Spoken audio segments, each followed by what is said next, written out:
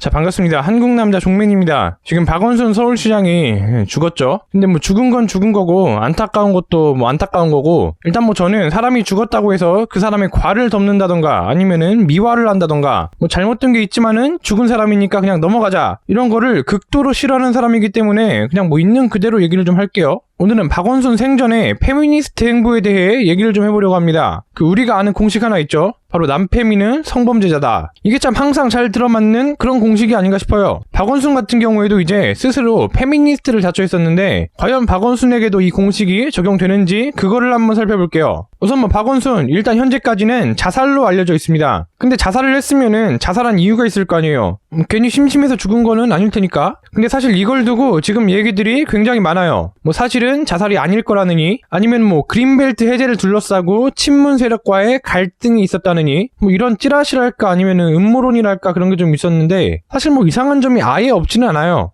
민주당 쪽에서도 이제 문재인을 좋아하는 친문 세력이 있고 또 별로 좋아하지 않는 비문이 있지 않겠습니까? 비문 하면은 이제 대표적으로 떠오르는 게 뭐 이재명, 안희정, 그리고 박원순 정도가 되는 건데, 박원순은 미투 때문에 이번에 죽었고, 안희정도 뭐 미투 때문에 감옥에 가 있고, 이재명도 지금 법원의 판단에 따라 경기도지사 당선 무효가 될 수 있는 상황이에요. 그러니까 이게 참 우연이라면 정말 공교롭게도 그 비문하면 떠오르는 대표 주자들이 다 나가리가 됐거나 그럴 위기에 처한 상황이긴 합니다. 뭐 물론 우연이겠죠. 누가 뭐 설마 의도적으로 이런 작업질을 했겠어요? 그리고 이런 말이 또 있지 않습니까? 어떤 사건이 일어났을 때 그 사건의 범인은 그 사건으로 가장 많이 이득을 본 사람이다. 만약에 이게 뭐 누가 의도적으로 작업을 한 거라면은 그럼 뭐 우리 문프가 했다는 건데 그럴 리가 없죠. 그러니까 이거는 그냥 우연이 맞다. 아무튼 지금 이런 음모론이나 가짜뉴스들이 꽤나 있는데, 아직까지 오피셜로 확인된 건 아니고 일단 지금까지 팩트로 밝혀진 거는 박원순에게 성범죄 관련 고소가 접수됐다는 겁니다. 이것도 이제 어제만 해도 오보다 아니다 얘기가 굉장히 많았었는데, 뭐 결국에는 사실인 걸로 그렇게 밝혀진 상황이에요. 그리고 그 고소의 내용을 보면은 박원순이 이제 근무 중에도 성추행이나 성희롱을 일삼았고, 침실에서 뭐 끌어안고 몸을 만지기도 했고, 텔레그램을 이용해서 고소인에게 자신의 개인적인 사진들을 전송했다. 여기서 많은 사람들이 추측컨대 아마 사장의 자질을 보여줬던 게 아니었을까, 뭐 이런 얘기들이 있더라고요. 저는 잘 모르겠지만요. 그리고 또 고소인의 사진을 요구하기도 했다. 뿐만 아니라 피해를 받은 사람은 자신 외에도 더 많이 있다. 뭐 이런 내용들이 지금까지는 알려져 있습니다. 그리고 이제 그것 때문에 박원순이 뭐 압박감을 못 견뎠는지 뭐 어땠는지는 모르겠지만은, 아무튼 결과적으로는 극단적인 선택을 했습니다. 물론 지금 저 폭로 내용들이 사실이 아닐 수도 있어요. 뭐 만약에 사실이라고 하더라도 어느 정도가 사실이고 또 어느 정도가 거짓말인지 그것도 현재로서는 알 수가 없어요. 일단 박원순은 죽었고, 그래서 수사 자체가 불가능합니다. 다만 여기서 사실 여부가 그렇게 중요한 게 아니에요. 사실 여부가 어찌됐든 박원순은 성범죄자였고 피해자에게 진심 어린 사과를 했어야 되는 겁니다. 자, 왜냐면은 박원순은 이제 페미니스트지 않습니까? 본인 스스로가 그렇게 말을 했어요. 자기는 이제 페미니스트라고. 82년생 김지영 그거 읽고 눈물을 흘렸다고. 이거 다 본인이 직접 한 얘기입니다. 애초에 박원순은 여성인권 변호사라고 불리면서 여성계랑 손잡고 일하던 그런 사람이었어요. 자, 근데 제가 아까 사실 여부가 중요한 게 아니라고 했죠.